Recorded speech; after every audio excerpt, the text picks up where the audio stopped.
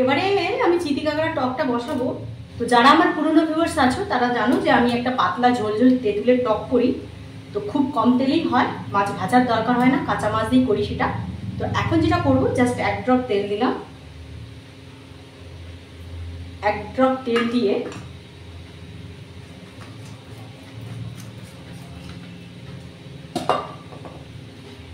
অনেকে মানে যেটা নিয়ম, কাঁকড়া মিষ্টি মিষ্টি টক করতে গেলে কাঁকড়াটাকে একটু তেলে নেড়ে নিতে হয়।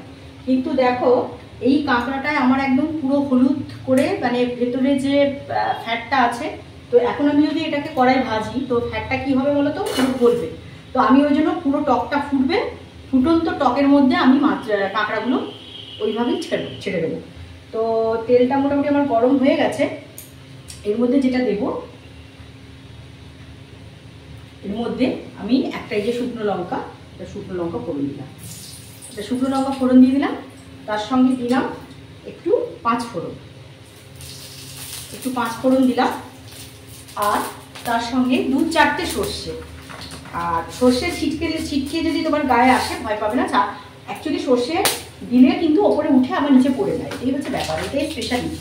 তো এর মধ্যে আমি কি করলাম, এই যে আমার ফুচকার জলের মতন যে তেঁতুলগুলো জলটা আছে, পাকা তেঁতুল তোমরা বাজারে কিনতে পাবে, তো সেই তেঁতুলটাকে এবারে আমি জলের মধ্যে গুলিয়ে নিয়েছি।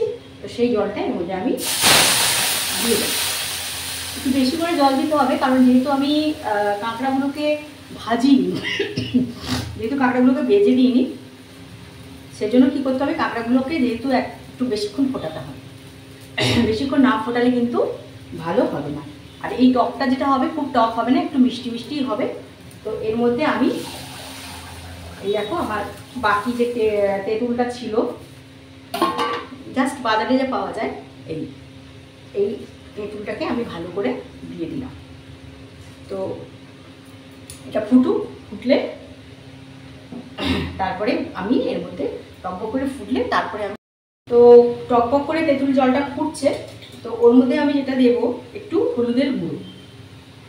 তো হলুদের গুঁড়ো দিতে হবে, নাহলে টকটা সাদা সাদা হয়ে যাবে। আর দেবো অল্প নুন, কারণ আমার ওই কাঁকড়ার টকটায় কিন্তু আমার মেশানো নেই, তোমার নুন দেওয়া নেই, মাখাই নেই, শুধুই কাটা আছে। আর এবারে ফুটছে, এর মধ্যে আমি এই যে কাঁকড়াগুলো ওর মধ্যে দিয়ে দিলাম। তারপরে এই যে আমার মাটির আর্দান পটটা আছে, এটা উপরে আমি ঢাকিয়ে দিলাম। তাহলে দেওয়া আছে আমার সর্ষে আর 5 ফোড়ন, শুকনো লঙ্কা ফোড়ন দিয়ে তেঁতুলগোলা জল, যেটা ফুচকার জল, সেটা দিয়ে দিয়েছি। তারপরে ওর মধ্যে যেই ফুটে গেল, হলুদ দিয়ে দিলাম, একটু নুন দিলাম, দিয়ে আমি দিয়ে দিলাম কাঁকড়াগুলো, দিয়ে ঢাকা দিয়ে দিলাম। তো আমার ওখানে মানে মাছের যে টকটা, চিতি কাঁকড়ার যে টকটা, অলরেডি মাছ না, চিতি কাঁকড়ার টকটা হয়ে গেছে। তো এখানে আমি যে আমার পতঞ্জলি গুড় যেটা ব্যবহার করি, সেই গুড় একটু আমি দিয়ে দিলাম। তো এটা কেমন দেখতে হয়েছে দেখাই, জাস্ট এইভাবে এই দেখো।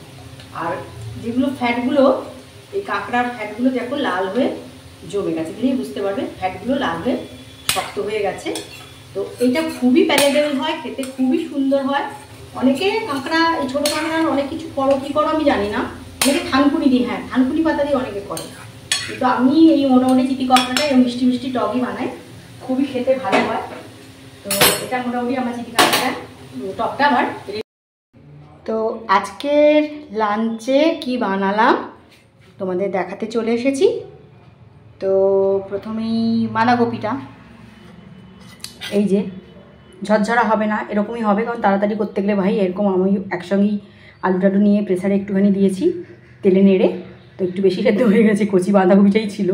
তো যাই হোক, আমার বাঁধাকপিটা একটু নরম হলেই খেতে চায়, ওই শক্ত শক্ত হলে খেতে চায় না, যেটা আমি আবার একটু শক্ত ভালোবাসি, কিন্তু কিছু করার নেই, সবাই যা বলবে আমাকে তাই করতে হবে। আচ্ছা, এবারে এটা হচ্ছে তোমার মুকুন্দি মাছ, তেঁতুলের টক করা ছিল, টক আর কেউ খেতে চাইছে না, ওই জন্য ওটাকে একটু জাস্ট শুকনো লঙ্কার গুঁড়ো দিয়ে একটু ফ্রাই করে নিয়েছি তেলের ওপর। এটা হচ্ছে মুকুন্দি মাছ, ইলিশ মাছের মতন টেস্ট। যারা কাঁথির দিকে আমাদের এখানে আছো তারা সবাই মাছটা চেনো। আচ্ছা, আর এটা তো দেশি মুরগি বললাম, যেভাবে করেছি সেটা আজকে আমি আপলোড করে দেবো মুখরোচক চ্যানেলে, তোমরা দেখে নিও। আর এটা এই বেলায় নেবো, বেশি নেবো না, কারণ ওখানে একটু কাঁকড়া আছে তো। আর এটা আমি রেখে দিলাম রাত্রের জন্য, হোক ছেলে মোটামুটি বার করবে আর খাবে কদিন ধরে। এটা আর আমার তার জন্যই রাখা থাকলো, কারণ আমার কাল থেকে অফিস রয়েছে। আমি মিউজিক দিয়ে যাচ্ছে, দেখো কেমন বদমাস। তো এটা রাখা থাকলো, বার করবে আর খাবে, কারণ আমার কিছু করার নেই। কাল থেকে না, রাতে করবো একটু চিংড়ি ভাপা টাপা করবো, আর একটু বাউল মাছ আছে, কিন্তু এটা করা থাকলো স্টোর। আমি করতে পারি আর না পারি, ব্যস্ত থাকি আর না থাকি, মোটামুটি সে খেয়ে নেবে। আর এইটা হচ্ছে এই যে চিতি কাঁকড়া, বিশাল সুন্দর টক হয়েছে, মিষ্টি মিষ্টি। এটাও একটা সে চেখেছে। আর দেখো ফ্যাটগুলো কেমন স্টিফ হয়ে গেছে। তো এই হচ্ছে আজকের আমাদের লাঞ্চ। শুভ দ্বীপ্রহর বন্ধুরা।